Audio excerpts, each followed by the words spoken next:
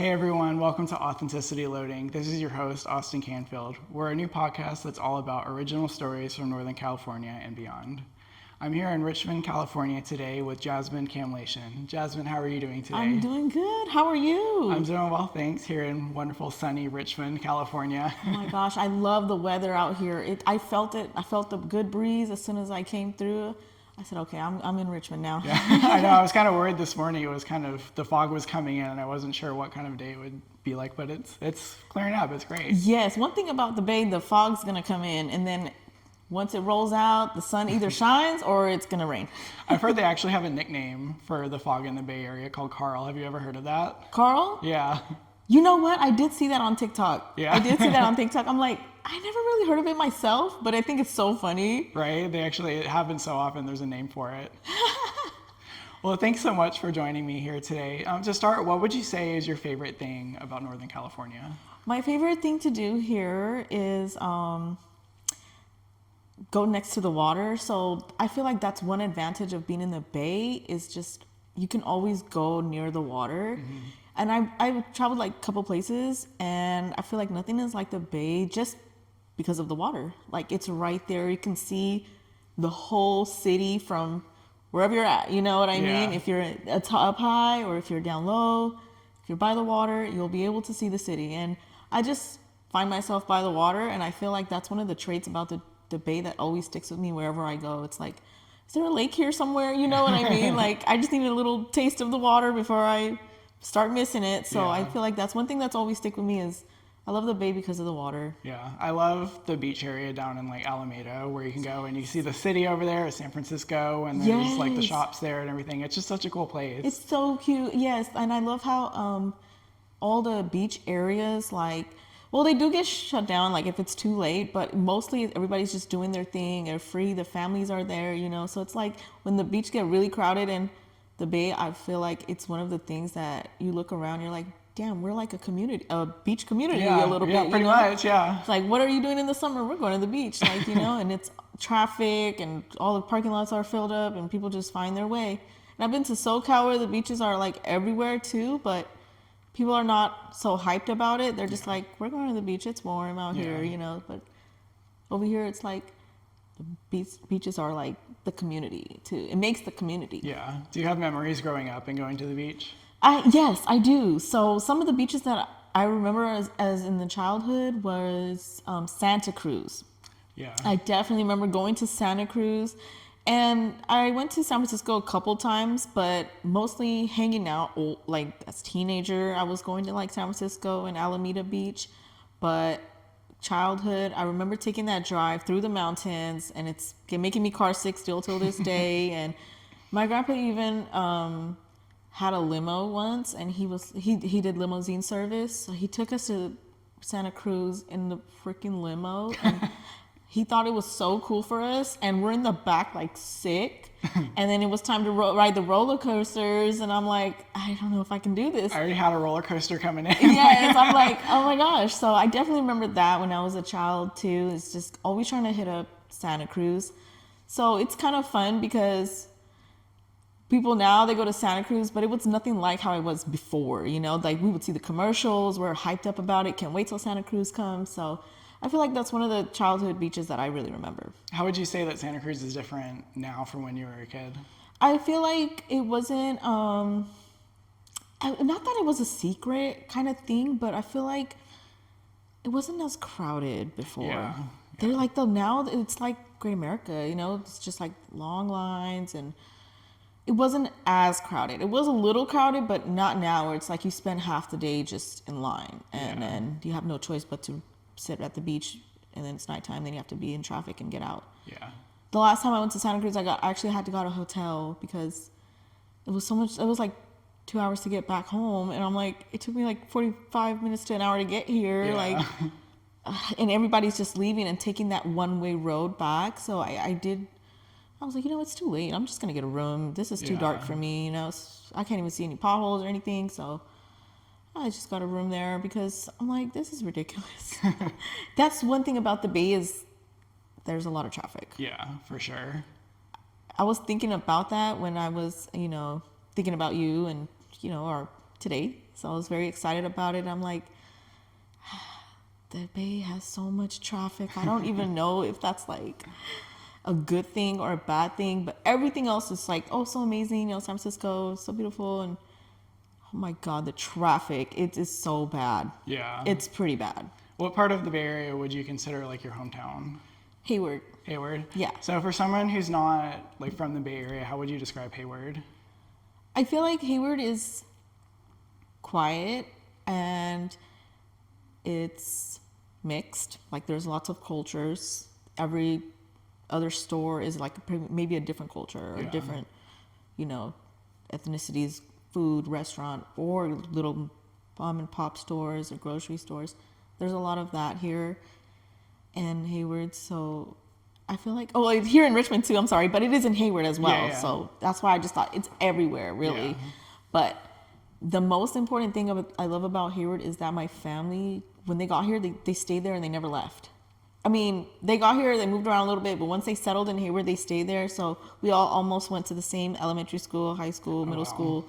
Like the teachers be like, oh my God, that's your mom? Like, I'm like, yes. Like, is that your aunt? I'm like, yes, that's my aunt. And then I'll go back and be like, did you have this teacher? And like, yeah. And then my brother went and he's like, I found everybody in the yearbook. And I'm like, please don't send it to us. It's like, we already went through this when I got there. And then, it's like they all tease each other about it, but it's like now it's like old joke because there's like everybody's seen it. And he was like the last one to go to all the schools. So he's like, they were like, no, don't worry. Jazz sent them already. You don't have to embarrass us again, So it's like so funny because a lot of people migrate to Hayward because they come from other cities, maybe lower rent and stuff. But the people that been there, I think they're the ones who establish like the vibe of it, and then people like latch onto that. You know what I mean? Like they're kind of just like, oh, this is what we do in Hayward. I'm like, yeah, like it looks boring, but it's not. We have downtown, we have restaurants, we have spots that we go to get the view of the whole Bay Area. There's places that we hike, there's places that we go eat, there's places that we don't go eat, like, and then they're like, okay, so once you like give them the game about what we do, and then you see the city at a different point of view. But when you first go to Hayward, it just looks dry and boring. But there's behind the scenes. Yes. So my boyfriend, he hates it. He's like, Hayward just looks dry and brown, and I'm like, well, there's stuff under that, That's just the hills that's brown, not the inner cities. Yeah. But some people have their own opinion about it because other cities are more poppin' than Hayward. Sure. Do you feel like living in Hayward or just this area in general has sort of shaped who you are as a person? Yes. I feel like it makes our skin tough out here because there's different levels, like, the economy classes, low class, middle class, high class, and you can literally be living next to a high class person in a low income neighborhood, or it's like you can be in a high class neighborhood and then there's a little apartment next door that's like Section 8, so it's like you never know who you're going to run into and what's going to go down and what's going to happen. And I feel like that's what gives the Bay its adrenaline, because it's like, don't leave anything in your car, don't bump into nobody at the club, but make sure you go out, make sure you park somewhere, make sure you get a good parking and then you can walk to the game, something like that. So it's like there's ups and downs about it because it brings us the balance, like kind of like if you know then like it brings you the balance of like if you ain't had nothing happen, no excitement in a minute, you're like, let me just go walk around in San Francisco and go see like everyone arguing with each other, homeless people or whatever. It's like, it's not that exciting, but it's like,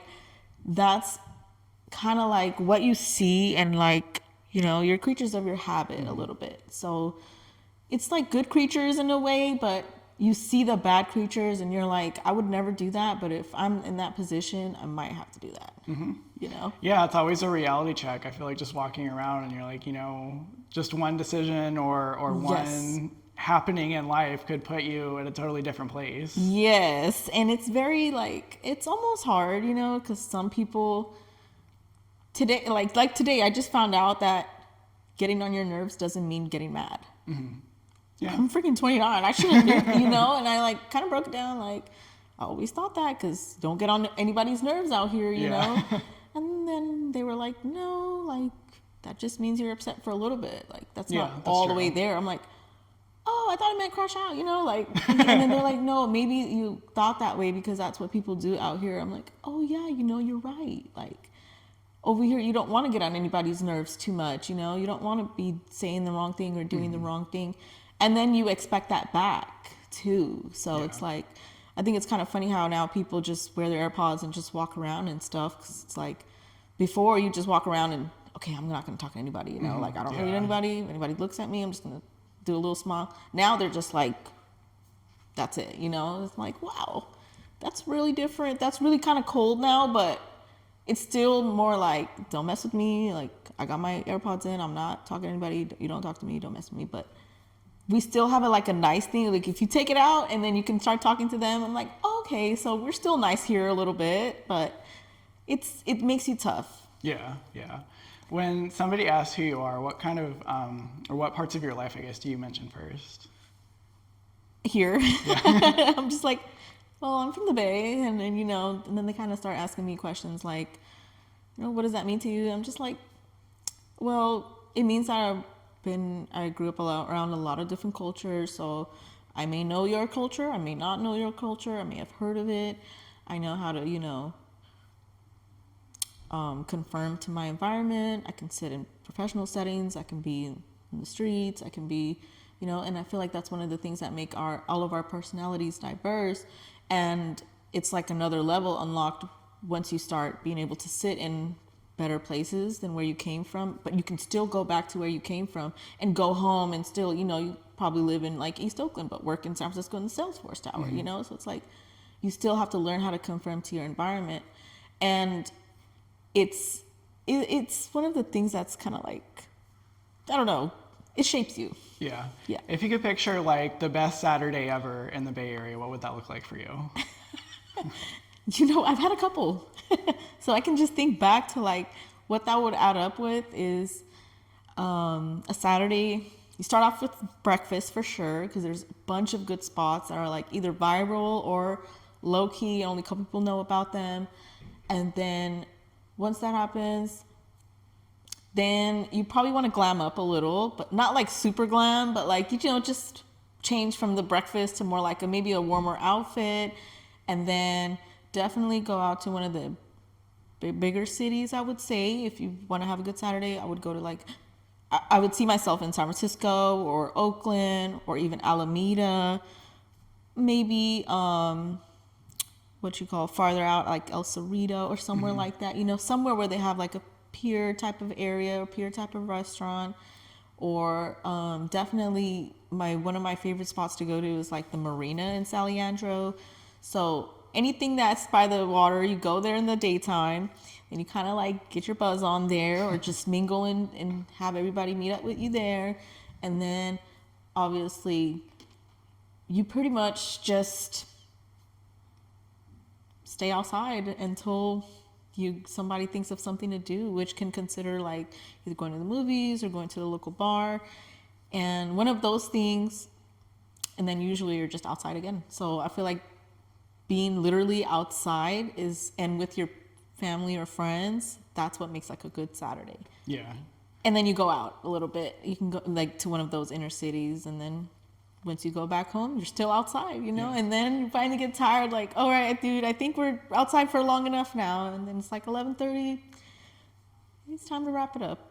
When you're just kind of by yourself, do you have any hobbies or passions that you enjoy and that you feel like have kind of shaped who you are?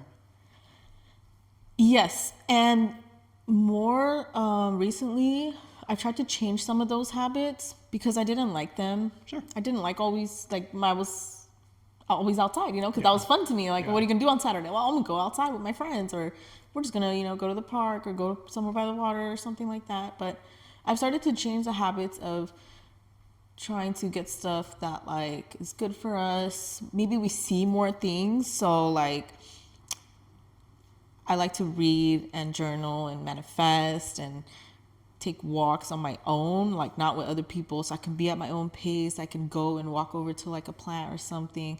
And I've started to enjoy that more because I didn't realize how much I can enjoy of that. I just thought like everyone has to be together to enjoy it. But I'm glad you asked that. Yeah. I'm curious, for like journaling and manifesting, what does that mean to you and what role does that play in your life? Oh, sorry. I feel like I almost choked up, because I'm like, I really don't know how to explain it because I just recently learned about it. I read the book The Secret, and I didn't really know like how I was gonna take it in, and I knew it was meant for me to read it at the time. So I put it on my Amazon list for Christmas. My dad got it to me, and then I remember I read it in 5th grade, and I didn't have any idea what it was. Same. And I was like, what is this? Like, and this girl, Janet Compost, I remember her.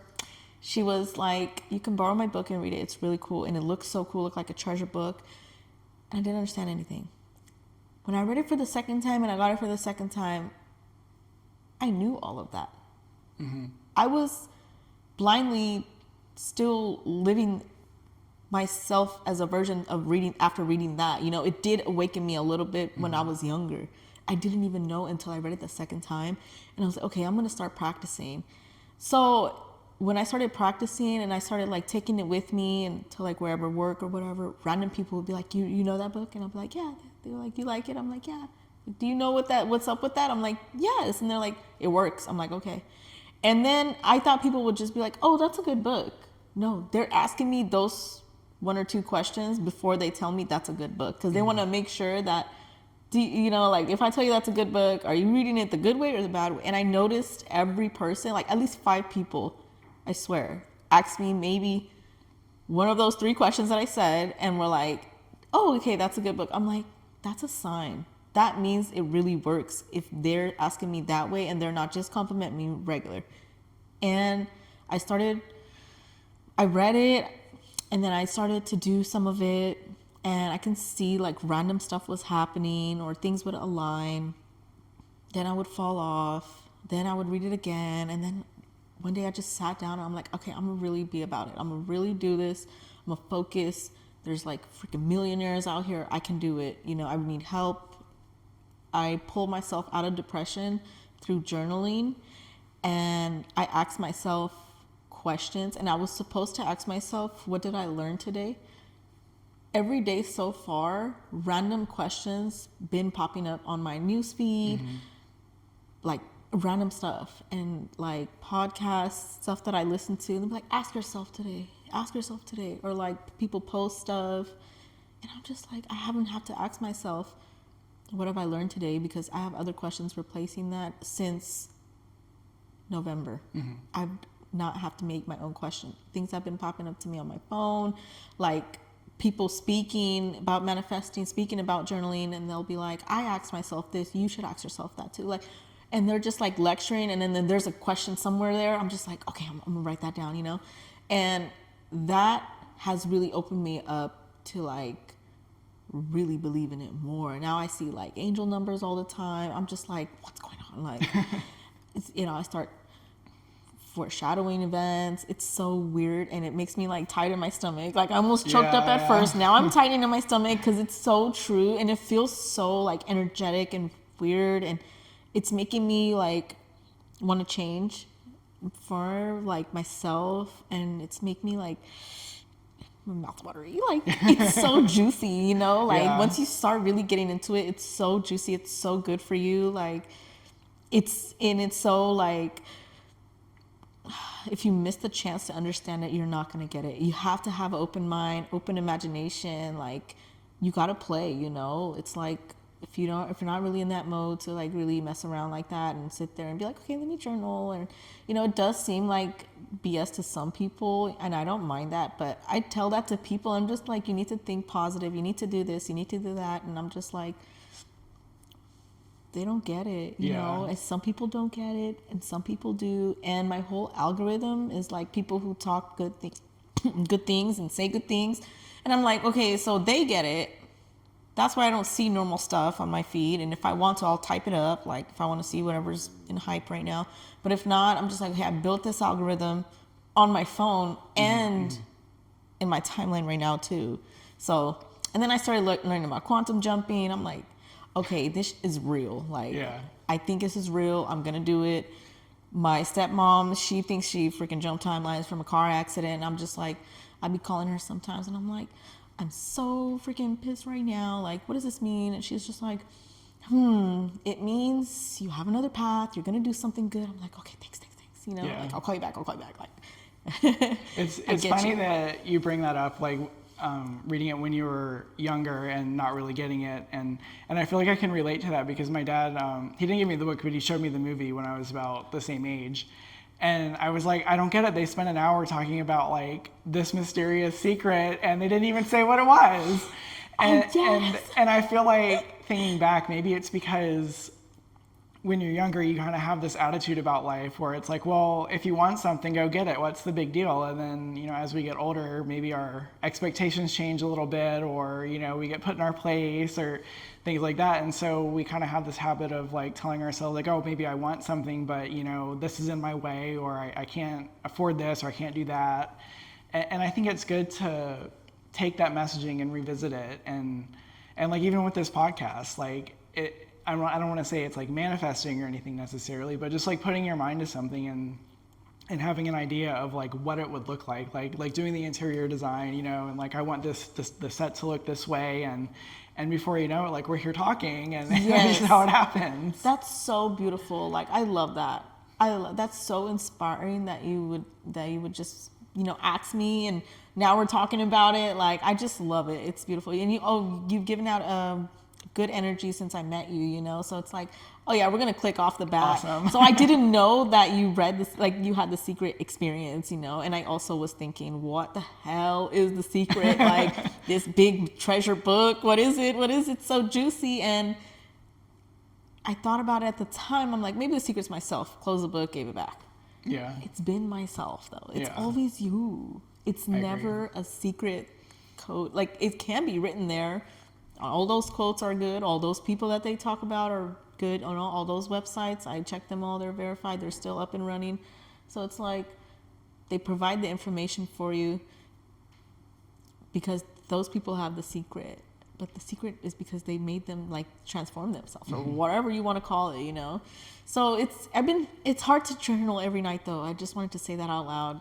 It's just get really busy. Yeah. So I just feel like it's not always something that that's why I said it is the hobby, but I'm just gonna admit it right now. I try to journal every day, but it's like 11:30. I open it up and I'm like, I'm sleepy. I close my eyes and write the date and time, and I'm like, oh my god, I fell asleep, you know, journaling. Like, so I have to find a better time to do it, but I like to do it at night so I can reflect on the day, but it's kind of hard all the time. Are there places around the Bay Area where you could just sort of like picture yourself like getting lost in journaling and just enjoying like being outside? Oh my god, I love that. Yes. I like to do that. Any nature park or place like that, like Lake Chabot, anywhere that has a bench. Because I don't like doing it like this. Right. Then I'm not really focused. I just want to hurry up, and, you know, I like to do it at a bench. So I think of places that have bench, or I don't want to do it in the car either. I can, you know, but I'm like, no, I don't want to do it like sitting down, relaxing, put my stuff on a bench. So I would think like Lake Chabot, or sometimes there's those random parks that have like a bench, you know, like a playground. I'm like, oh, I can get lost right here. Yeah, so I've done that actually. And one popular place to like do that type of stuff where you just want to either read a book, or you can even turn up, you know, just bring your own carpet. Dolores Park, San Francisco. People do all type of stuff there, like good, bad, ugly, righteous, manifesting. There's like gypsies with drummers, everything. Like, it's so crazy. Is that the one where, I don't know, I've seen pictures from like the 60s and 70s of, I think it's that park where there's like a big field, and I mean, obviously like the big city and everything, but I don't know, that could be anywhere, I guess. Yes, but that can also be Golden Gate Park. Yeah, that's true. That one's, but I think you're right. It is just one hill.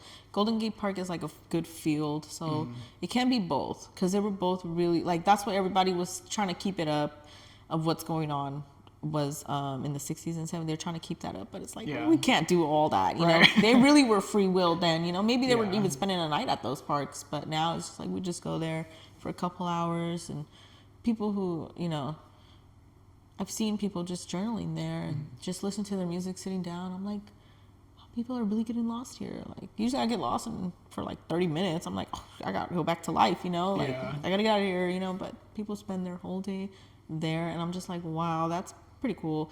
And a lot of, no, I don't want to say a lot, but I've seen a lot of those gemstones type of people, and like, I don't really know what to call them, but I've seen a lot of stores that are like selling that, and people really like believe in that, and it's really popular out here. So I'm like, okay, that's kind of cool, but that's not really my thing, because I don't want to idolize an object, you know. But I'm just like, wow, like if that's what that means, like that's totally, this bring you balance, this brings you wealth, like, oh my god, that's cool, you know. People be having their rocks and their diamonds and gems or whatever at work on their desk. You're like, no, that one's my wealth rock, that one's this. And I'm just like, wow, like where'd you get that? They're like, oh, at a freaking gem convention in San Jose or somewhere. You know, I'm like, what? Like, so I guess it's a lot of people that do that. Even in Oakland, there's this store. It's like a gypsy store. It's black owned, and she's just about all of that. You can walk in there and it smells so good. It smells like incense, and there's a lot of oils and gems and stones. So I'm like,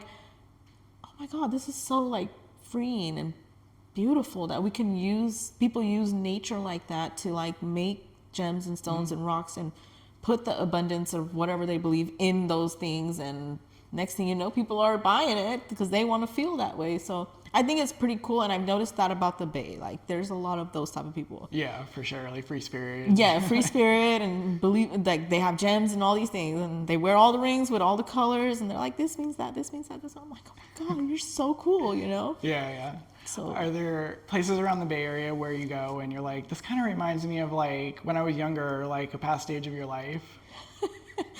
yesterday, I swear, went to my grandma's house, and I was looking out the window, and she's like, what are you doing? And I was like, this just reminds me of my childhood.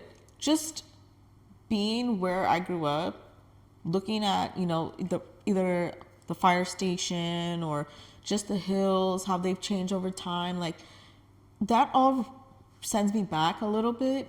And I feel like, you know how this thing is popping up, hashtag 2016, like whatever. Oh yeah. That is so freaking funny, because during my manifesting and stuff, I was like, I want to feel how I felt 10 years ago. You know, I want to feel live and, you know, up and well and fun. And, you know, I don't want to be stressed, adulthood. I want to feel like a teenager again. Yeah.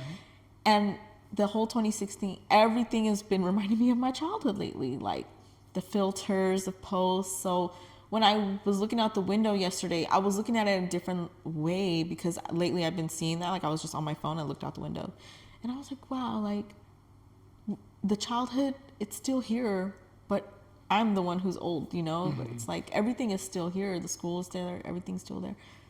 So you can revisit it and get that feeling real quick, but everything reminds me of my childhood, because it's like I'm still here, so everything's just here, but either it looks different, or something that was there is not there anymore, and it makes me feel like sad a little. Yeah. You know, because I'm like, oh, if I lived somewhere else, and I would go back and be like, oh yeah, I used to live here, this used to be there, but I'm like driving by, I'm like, damn, meet me at the Popeyes that used to be a doctor's office, you know, something like that, you know. So everything reminds me of my childhood. Yeah, I've always, not necessarily jealous, but I've always definitely had like respect for people who, like, they've lived in the same place their whole life, and like multi-generation, like their parents have lived there, their grandparents have lived there, because we always moved around a lot, and my dad's family always moved around a lot. So like we've lived in, I don't know, 5 different places, and my dad lived in probably like 20 different places growing up, because they were a military family. And it's just such a different life when people are like, oh yeah, my family's all from here from like 100 years ago, and I still live here, and everywhere I go, I remember like this and that from my childhood. And like, I don't really have that, but like, that's cool that other people do. And when you bring up like the 2016 trend, I think that's really cool too, because I remember last year, people were saying on social media, like, just remember the vibe of the summer of 2016 and how like carefree and creative everybody was. And it felt like we were just on the cusp of like, everything's going to be so great. And then, I don't know, just for one reason or another, you know, whether it's socially or, you know, just individually, people like moved on, or like I moved out here, and I just took like an office job, and I wasn't really doing as much of the creative stuff anymore. And I feel like a lot of other people, like older Gen Z and younger millennials, kind of feel that same way too. And now that it's coming back, it's like now it's actually 10 years ago, and we're all just sort of like, let's bring it back. You know, let's do the creative stuff again. Let's just have fun. Let's just have fun. Yes. And it's so hard because I really wanted to feel like that before like I seen it going viral. So I was like, I want to feel that way, but it's just so long ago. Yeah. It's only like memories that people are bringing up, you know? And it's like, I want the full vibe in effect, you know? Yeah. How do we scratch that? How do we scratch that off the list? Yeah, this summer is definitely going to be. It's going to be lit, remember. right? Yeah. Are there any people in your life that you feel like have influenced the things you like to do or the places that you like to go? Yes. So I would say my aunt. She always found a way to get us out the house. My grandparents were kind of lenient, kind of strict too, and they would work a lot. So she would just be like, "Oh, we're going to the library, or we're going here, we're going there." And sometimes we would actually go to those places, and sometimes we wouldn't. But we would just walk. We would just walk, and we would find like, oh my God, the library has an event, or downtown has an event, or, you know, there's like a freaking car show happening at the Safeway, you know. So it's like so much stuff that's walking distance. We wouldn't even know unless we went and walked and seen, because we didn't have like internet back then or anything. Right. I was just really young, and she was watching me, and she's like, "Come with me," you know. And I'm like, "Where?" You know, go get a burrito, go get a smoothie. We can go get Starbucks. Like that's, and it would be so packed in there. I'm like, oh, this is what everybody's doing, you know? Like it's so heavily influenced by her. I don't even think she remembers how much fun we were having. I think she looked at it more as like, well, of course, because she was like a teenager, you know? So I think she looked at it more as like, I need to get out. I need to go get something to eat. And I'm just like, having the time of my life. So I still continue to go and venture out like that sometimes. And I'll, anywhere I go, anywhere I'm at, I'll just look at my map real quick and be like, oh my God, there's like a freaking taco spot right here, you know? I'm just like, okay, I'll walk there, you know? So it's kind of fun to have everything there, but it's like if some stuff you still don't even know about that's in your city, and there's so much happening, and there's so many places you can go that are just like walking distance from whoever's house you're at. If you're at your grandma's house, your aunt's house, your friend's house, it's like, oh, I didn't even know about this. Yeah. So I think that's always something that I've kept going with her. Still now, I try to invite her. I'm just like, dude, if you're busy, then it's okay. But you implemented this in me when I was little to freaking find something to do. Yeah. So I find so much stuff to do, and it's pretty fun, and my schedule is like almost jam-packed because I work so much, and I'm like, I need to go to this one event, like, you know, so it's like, it's so easy to find something to do, but it doesn't look like it. Yeah. I remember one time when I was just getting ready to get off the BART at the next stop, and I was like, you know what, I kind of want tacos. I wonder if there's a place like around the stop. I don't remember seeing anything, but maybe I'll look around and maybe there'll be something. And it's literally as soon as I get off the train and walk up the escalator, there's like a taco stand right outside of the BART station that just set up like since the time that I was there. And I was like, oh, perfect. And it was just a little mom and pop place, and they had like all these different things. And I was like, they weren't the best tacos I'd ever had in my life, but they hit the spot, right? Like, okay, yeah. But sometimes you're just so hungry, right? I'm just like, is this gonna hit the spot? Well, I'll just get it anyway. Yeah. You can't go wrong with the taco. Never, yeah. Never.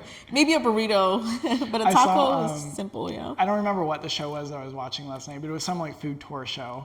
And they had this like taco pizza where it was like your, you know, regular pizza crust on the bottom, but then they had, I don't know, probably like a dozen soft tacos placed in a circle, and then there was like guacamole and salsa in the middle. And I looked everywhere to see like, is anybody in this area come up with that? So if you're listening and you have a restaurant, taco pizza, put the soft tacos on top. I swear it'll be a hit. Do it. Oh my gosh. I can just imagine that.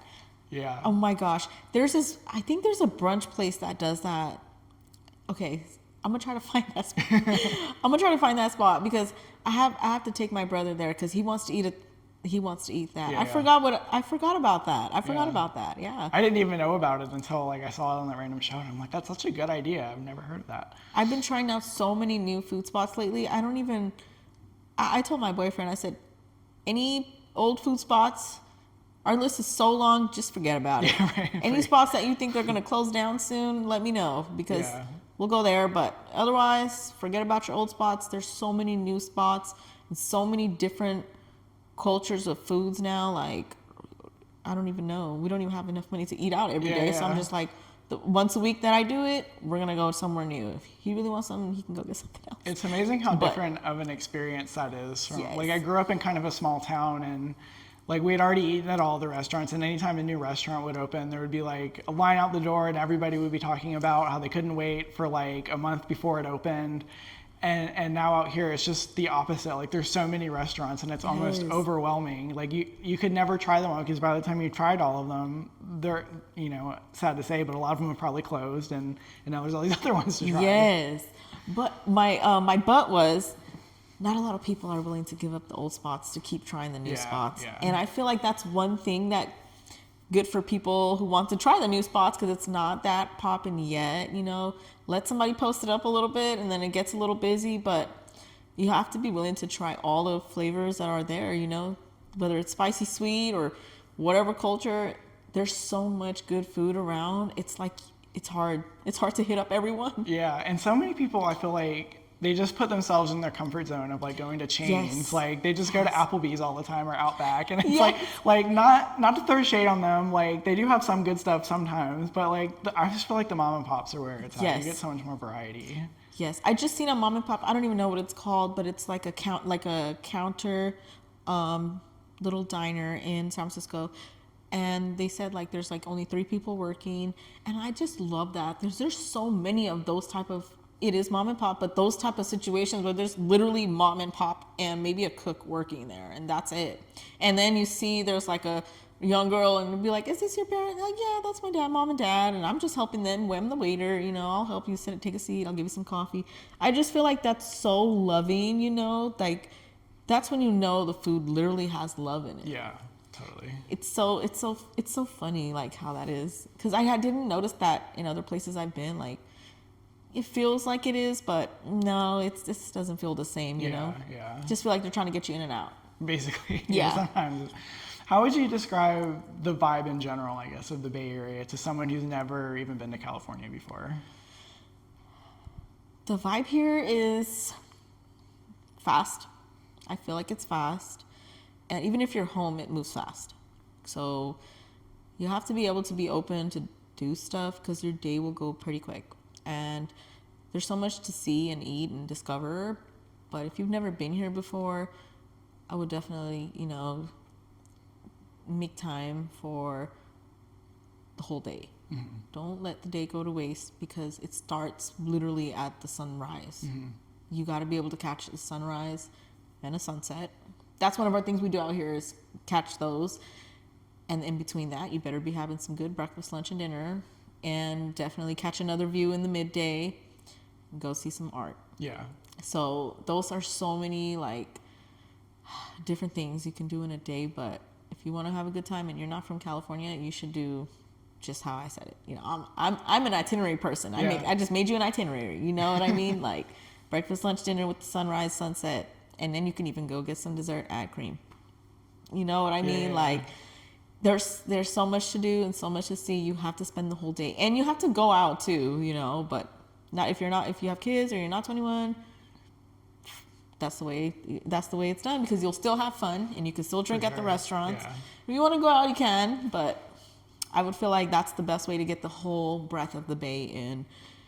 And the concerts out here are really lit too. Yeah. I would feel like you can definitely catch a show. I even seen a symphony at the Mormon Temple in Oakland. Like, oh really? Wow. It was a Harry Potter symphony. That's cool. I was like almost crying. It was so freaking good. I was like, damn, this is free. Like, I donated a little money, but this is technically free. I'm like, wow, this is so beautiful. And I walked out. It was like 9:30, and the whole city was glamorous.